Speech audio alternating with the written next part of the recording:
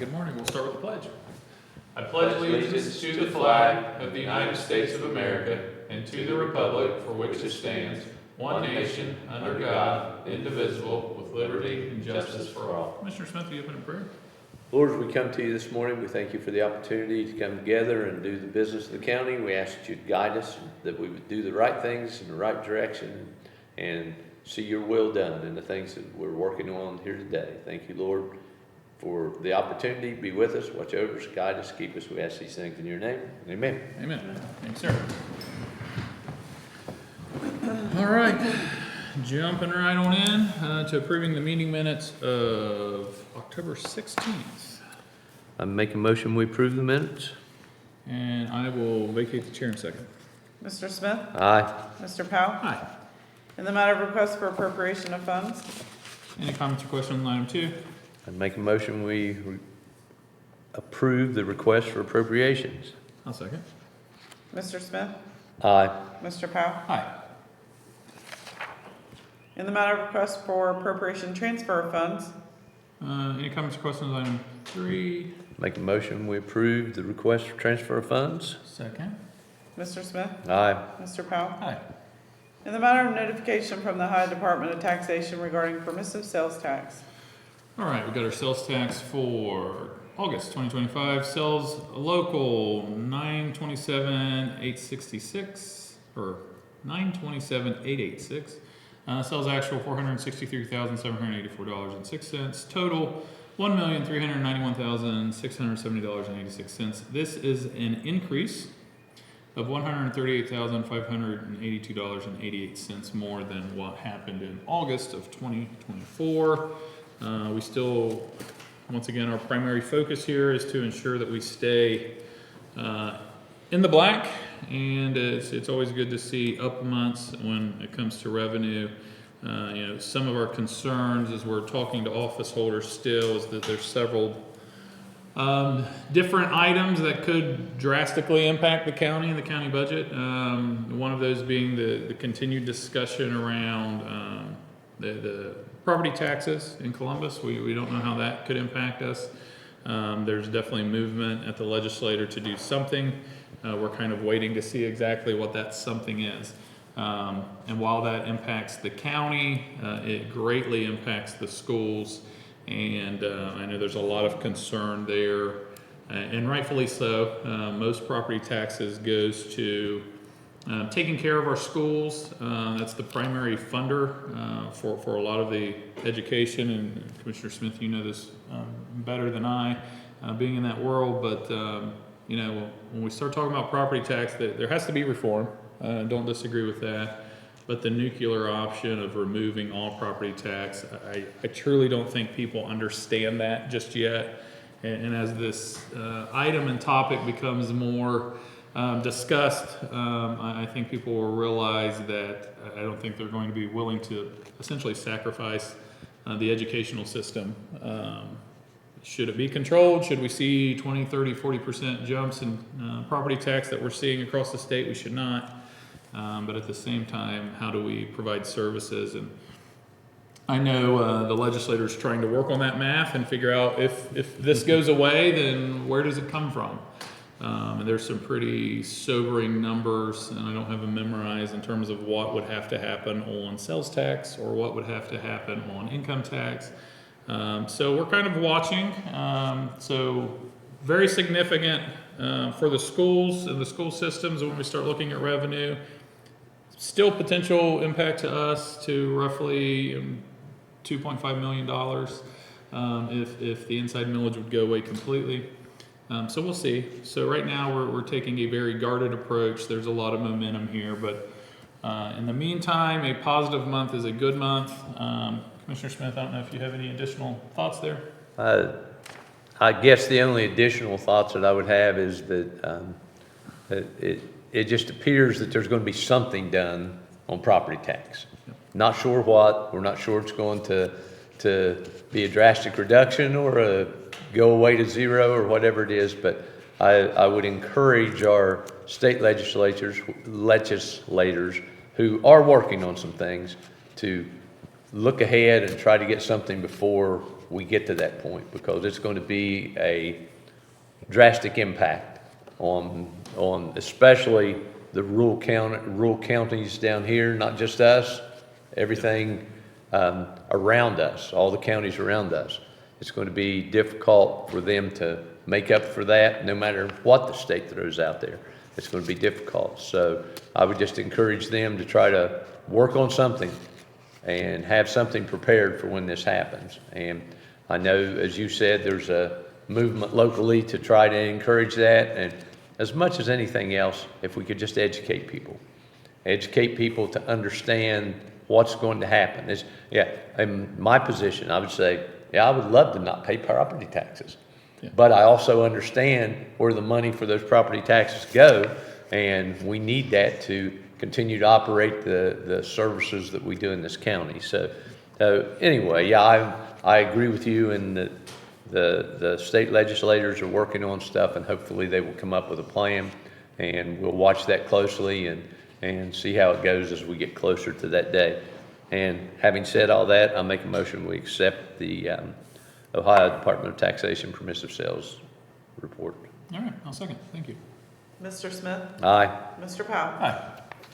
In the matter of approving payment for a regular schedule of accounts for the various funds, moral obligations, and then and now certificates in the total amount of $677,378.71. All right, so you leapfrogged item 6, Yeah. so we'll go back to item 5. I'm sorry. Well, but we can We can do how would you item like to 6. handle it? You want to handle 6 first since you already read it?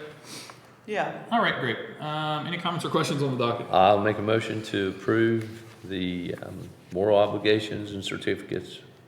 I'll second. Mr. Smith? Aye. Mr. Powell? Aye. I apologize. That's fine. In the matter of resolution changing a regular scheduled Board of Scioto County Commissioners meeting to another date. So we have some scheduling conflicts, and since there's only 2 of us, if one of us has a conflict, we got to move the date. So this is specifically for the November 6th regularly scheduled meeting. We're looking at moving that to November 4th at 9:30. So instead of the Thursday, it would be the Tuesday of that month, or that week rather. So from the 6th to the 4th. Any comments or questions? The only thing I would say is that is election day, and not that that makes a difference, but just letting people know that that's election day. So if you haven't voted early, make sure you go out that day and vote. There you go. And I'll make a motion to adopt that resolution. I'll second.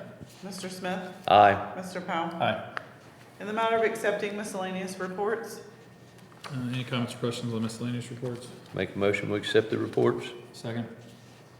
Mr. Smith? Aye. Mr. Powell? Aye. In the matter of resolution proclaiming October 23rd through 31st, 2025 as Red Ribbon Week in Scioto County, Ohio. All right, we had the great opportunity to spend time with the impact prevention teams, the youth-led teams. Just so we've talked about this group multiple times here from this table, but impact prevention is peer-led prevention in our school districts that is funded through this office through opioid funds. Once a year, at least, Eddie with impact prevention brings in the student leaders. Sorry, somebody's yelling outside. The student leaders from multiple schools, and they give us updates on really what they're doing to impact their communities. And they're doing things like gratitude weeks. They're doing stuff with Ribbon Week, which I'll read the resolution here in a second. They're mindful of trying to stop kids from vaping, trying to spread awareness about suicide prevention. Like they're dealing with some very heavy items. And when we sit in those rooms with these young leaders, it gives me hope that we do have a strong generation coming up behind us that is mindful to do the right thing, but also to look out for others. And it's just a inspirational group of kids that are doing great things in all of our school districts. I think there might be one still that is not utilizing the full services of impact prevention, but they do a lot of things throughout our community. They did a lot of parties in the parks over the summer, and we just appreciate them. But they did ask us, they knew we were going to be considering the Red Ribbon Week resolution, which we've done now for 4 or 5 years, I believe. But they've also asked us if we could light the courthouse up red. And I believe we did that last year in recognition of Red Ribbon Week. So I'm going to read the resolution and then we can consider it for a vote. In the matter of a resolution proclaiming October 23 through 31, 2025 as Red Ribbon Week in Scioto County, Ohio. Whereas substance abuse and misuse in the nation has reached crisis levels, and whereas it is imperative that visible, unified prevention education efforts by community members be launched to eliminate the demand for drugs. And whereas the National Family Partnership is sponsoring the National Red Ribbon Campaign, offering citizens the opportunity to demonstrate their commitment to drug-free lifestyles, no use of illegal drugs, no use of lethal drugs. And whereas the National Red Ribbon Campaign will be celebrated in every community in America during Red Ribbon Week, October 23 through 31, and whereas business, government, parents, law enforcement, media, medical, religious institutions, schools, senior citizens, service organizations, and youth will demonstrate their commitment to healthy, drug-free lifestyles by wearing and displaying red ribbons during the week-long campaign. And whereas the Scioto County Commissioners further commits its support and resources to ensure the success of Red Ribbon Week, now, therefore, be it resolved that the Scioto County Commissioners do hereby proclaim October 23 through 31, 2025 as Red Ribbon Week, as well as October 1st through the 31st, 2025 as Substance Misuse Prevention Month, and encourages its citizens to participate in drug prevention education activities, making a visible statement that we are strongly committed to a drug-free future. That's the resolution to consider. Sir, if you have any comments or questions? The only thing I would say is my first opportunity to meet with the impact prevention group, the kids, and I was impressed with how they came across. And matter of fact, there was one girl there that I was really impressed with. She was really energetic, and she came across with, she was so excited about what she was doing, and it's great to see young people with that excitement and all that. So it was a good experience for me to meet with them, and I just enjoyed that. And with saying that, I make the motion to adopt the resolution. And I will second. Mr. Smith? Aye. Mr. Powell? Hi, and I will mention the child or the young leader that you were representing. She is a student at East, and she was very excited about their haunted hallway that I believe is running today and tomorrow as a fundraiser there at East. They also had what they were calling the dollhouse or the doll room, which was a non-scary version, still a fundraiser. So if you're so inclined, go out to East Schools and participate and help them in raising some funds. But she was very excited about their efforts. So thank you for reminding me of that. All right. In the matter of contract agreement between the Scioto County Engineer and the Shelley Company regarding repair work on Vern Rive Drive. So this is a contract agreement between the Scioto County Engineer and Shelley Company regarding repair work on Vern Rive Drive. Contract is required due to the utility contractor damaging the road, and the contractor is covering the full amount of the repairs, with the total cost of repairs being $74,962. Comments, questions? Make a motion, we approve the contract. Second. Mr. Smith? Aye. Mr. Powell? Aye. In the matter of environmental review for activity project that is categorically excluded, subject to section 58.5 regarding PMHA project change. All right, this is environmental review for an activity project is categorically excluded, subject to section 58.5 project change of an upgrade to an emergency alarm panel and required components replacement at Cliffside House with a total project cost of $20,000 funded with grants. Comments or questions? Make a motion, we approve the review. Second. Mr. Smith? Aye. Mr. Powell? Aye. In the matter of accepting various board meeting minutes, Comments or questions on our board minutes we received? Make a motion, we accept the board minutes. Second. Mr. Smith? Aye. Mr. Powell? Aye. In the matter of request to attend meetings, Any comments or questions on our request to attend meetings? Make a motion, we approve the request. All right, I'll second. Mr. Smith? Aye. Mr. Powell? Hi. That is the end of our agenda. Any comments or questions? Items on agenda? Anything on agenda? Nothing? Anything off agenda? I have a question from Jeff Patton. He says, why doesn't the Shelley contract show Scioto County? And the senior apartment in New Boston had serious issues yesterday where seniors needed help and Scioto County failed to step up. Individuals and some small businesses had to step up and help feed 120 apartments. Why doesn't Scioto County have an organization that can step up and help the elderly seniors in times of need and or emergency? Like community action, nonprofit. We do, except they can't even feed disabled shut-ins in need while their CEO makes 110 a year. Okay. So a couple questions there. Why was the county not listed on the engineer? So we are. We actually have to approve the contracts on behalf of the county engineer with Shelley. It is a repair that's being covered by the contractor that caused the damage. So, but since it's on a county road, we have to approve that with the recommendation of our engineer. So we did do that. In terms of the concerns up at Buckeye Tower, I believe, I do know that our staff at JFS has been involved with that situation, specifically Adult Protective Services, kind of utilized there.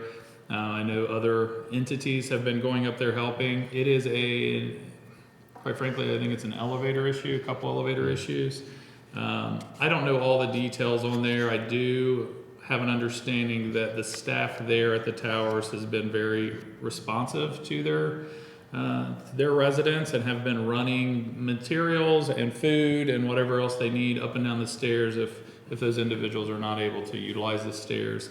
I did hear concerns that it's a safety issue in the event of a fire. Elevators do not work in the event of fires.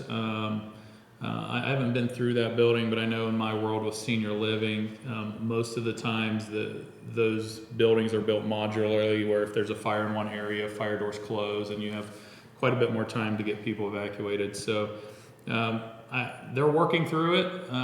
If you recall, when we had an elevator down here at the courthouse, it took 2 months, 3. Took a while. I don't remember the exact. Depending on the type of elevator and the type of equipment, for us specifically, we had to send parts off and have them machine shopped and taken care of. I know he wasn't here to deal with that. But I understand the concern. I've had multiple people reach out to me on behalf of the residents there. I know there have been some news stories. It's a unfortunate maintenance issue that they're dealing with, and I know a lot of folks there in New Boston are working through it. So we appreciate all the hard work. I know multiple entities have stepped up and are volunteering to help there. Any other thoughts, Commissioner Smith?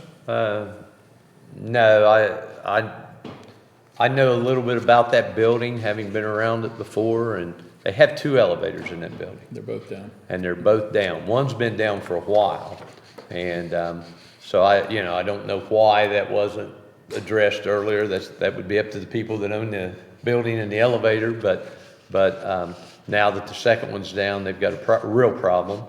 And as you said, I know the fire department was involved in doing some work up there, and other individuals have been involved in doing some work. In answer to Jeff's question, I'm not really sure about agencies that are working up there. I'm not sure, other than JFS. I don't know if there's any other agencies working up there to help with that issue. But I'm sure that anyone that is around that would be willing to work, they could help with that issue if they were willing to do that.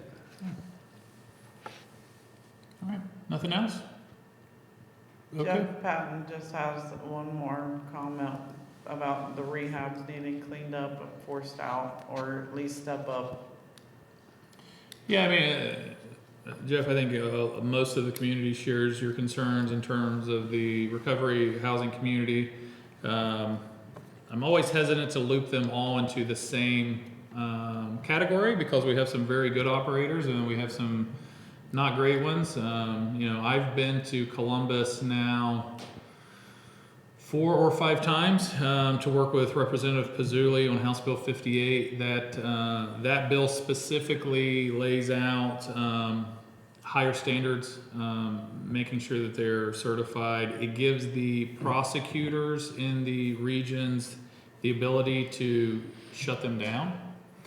So right now, the current system, and why we're seeing some of the substandard, the entity that has to go in and investigate is the Attorney General for the state of Ohio. So if there's a complaint, it gets filtered up through OMOS, and then it eventually goes over to the Attorney General.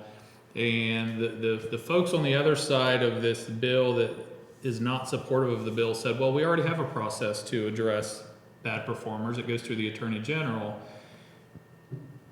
Not really, because that's only if they're breaking the law. Like, it still doesn't address substandard care or not great living conditions. You can have not great living conditions and still not be breaking the law. So that's been our argument all along. I know that the bill has had a sub-bill, so it's been amended a little bit. Rep. Pizzulli has been working very hard on it. It was one of his first pieces of legislation that he got passed in a budget bill a couple cycles ago, and then this is the next step to start holding those folks accountable. I believe the bill also has a provision that if somebody is court ordered to a certain community and they don't pass through their treatment program appropriately, or even after they pass it, that community has to pay for transportation back. Which is currently also not a law. So there's a lot of stuff happening there. Unfortunately, legislation takes a while to take care of, but I hear your concerns and I echo your concerns. We have a lot of bad operators, but I do want to be cautious that we don't lump everybody together. There still is a need for recovery, but it needs to be good recovery, just like there's a need for hospitals, but they need to be good hospitals, and there's need for nursing homes, but they have to be good nursing homes. So, my argument with treatment all along is if we're saying it's healthcare, which it is, then we need to have the same standards of healthcare, and we need to have similar regulations that healthcare has. So he's working on that. It's still it sounds like possibly even something this year. But no, share the concerns, and once we start seeing these regulations, you'll start squeezing out the bad actors and providing the locals the ability to shut them down and do injunctions, because right now that does not exist. One of the things that you need to understand is that there's a lot of money on the other side of this issue, and they've hired a number of lobbyists, and these lobbyists work really hard to try to keep from getting regulated or whatever else needs to be done to get these places in line, and it's hard to combat that, because with all that money they can drag things out, they can make it last longer, and as you mentioned, legislation doesn't happen in a day. It's going to take it a little while to get everything in place and get everything working, and then even when it gets passed, it takes a while to make the system work. So yes, Jeff, what you're saying is 100% true. I mean, it's a problem. It's a real problem for us, especially here in Scioto County, because we have so many of these places. But as Commissioner Powell said, we've got some that are doing a good job, probably a lot that are not doing a good job. And we have to have a measuring stick to decide which ones are doing a good job and which ones aren't. And that's what they're trying to put together in Columbus now, is a measuring stick, so that we can say, okay, these are the bad actors, these are the people that are doing a good job, and then start weeding them out. And as we know, they work quickly to change the way they operate. And so once the legislation goes into effect, they may find a way to operate still outside of that legislation. So we've got to think of all those things. But yes, it is a problem, and it is something that is trying to be addressed. It just probably is not being addressed as fast as people around here would like for it to be, but there's efforts being made to address that. And the last part I'll add to that, it has been encouraging as we go through this process that the good actors are actually in favor of the legislation. They're actually coming out saying, please please do something, because once again, when you're doing the right thing and yet you're getting lumped in with folks that aren't, it's a frustrating situation for them as well. So there's a lot of local entities that are in favor of this as well. So appreciate Rep. Pizzurli. If you have the will and the ability to support his efforts on House Bill 58, there's ways to do that as he moves that legislation through. All right. Any other comments or questions? Nothing? All right. Commissioner Smith, do you have any closing statements, comments? One thing I do want to mention is up at the Scioto County DD at the Vern Rife School, they are having tonight Halloween. I don't know what it's called, a Halloween thing.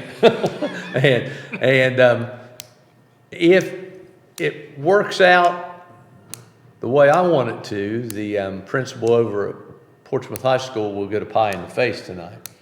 If it works out the way she wants it to, I will get a pie in the face tonight. Oh, is this tonight? This is the night, yeah. That's tonight. And there are others. Judge Buckler, I know, is involved with that. I think Great. the prosecutor's involved with someone. There's a couple competitions. So there will be a number of people getting pies in the face. How do we One of them may be me. How do we ensure that you get a pie? What's the rules here? I don't know that I want to address that.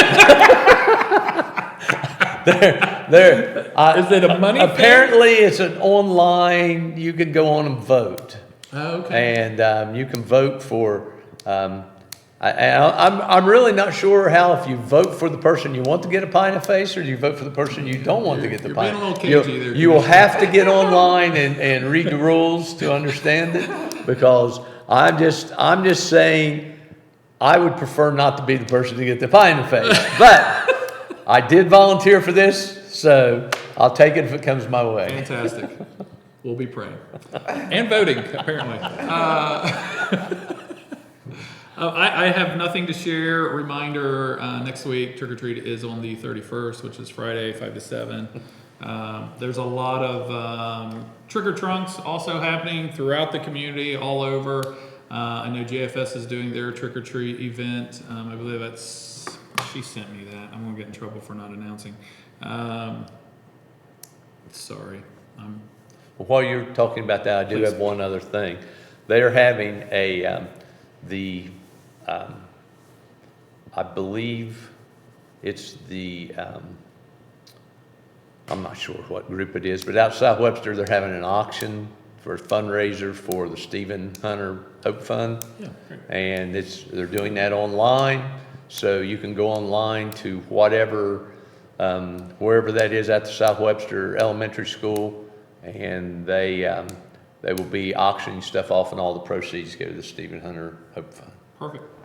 So if for some reason you think that Halloween is going to be an issue for trick-or-treating, JFS is having trick-or-treat right here in front of the agency Thursday, October 30th, from 5 to 6:30.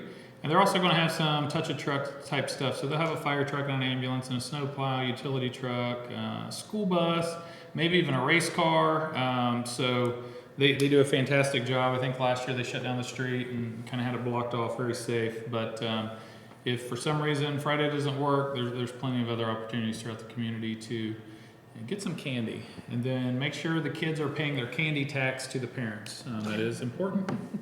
I don't know what the rate is this year, but it's probably a Kit Kat or a Reese cup or something. So I know I take from my kids too. That's really all I have. If there's no additional comments or questions, I'll entertain a motion to adjourn. I'll make that motion. I'll second. Mr. Smith? Aye. Mr. Powell? Hi. Have a great weekend.